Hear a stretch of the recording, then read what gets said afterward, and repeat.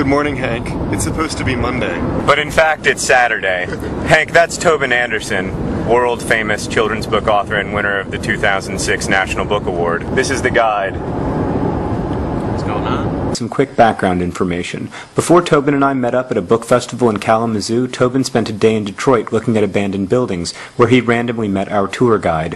When we tried to fly back to the east on Friday, our flights got canceled, so we called the guide up and he offered to take us on an urban exploring tour through the ruins of Detroit. As you will see, the guide is something of a genius. He made a building that could be seen from, miles away, that made an impression on people, that didn't just blend in, it stuck out. Hank, that's the Eastern Wig and Hair Company. We're gonna go in it, I think, but not in the traditional way.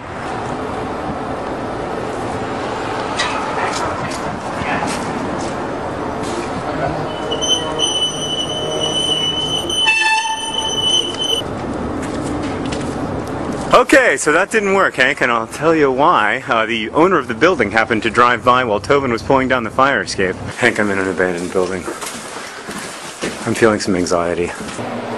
On the question of abandonment? Yes. I wonder why there are so many lights on.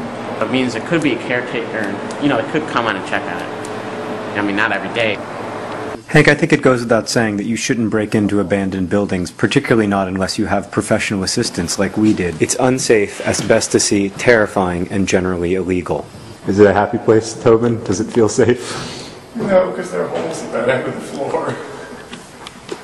Look. Oh, shit. Tobin, someone in here has played repeated games of tic-tac-toe. And clearly the O's have mad skills. We heard people walking around, we heard people talking, we had to flee. You can tell John's anxiety from the fact that the camera is shuddering like a dove giving birth. Okay, we're now entering the United Artists Theater, designed by C. Howard Crane in a Spanish Gothic style. We're currently in the lobby. I'm using the camera light to see where I'm going. Everything is covered in ice. It's just layers and layers of rubble. Hank, once I got past the anxiety of being someplace I shouldn't be, I started to think about the ruins themselves, the eerie beauty of the ice-encrusted decay. To the tour guide, the ruins seemed to represent a failure to recognize and use the gifts of the past.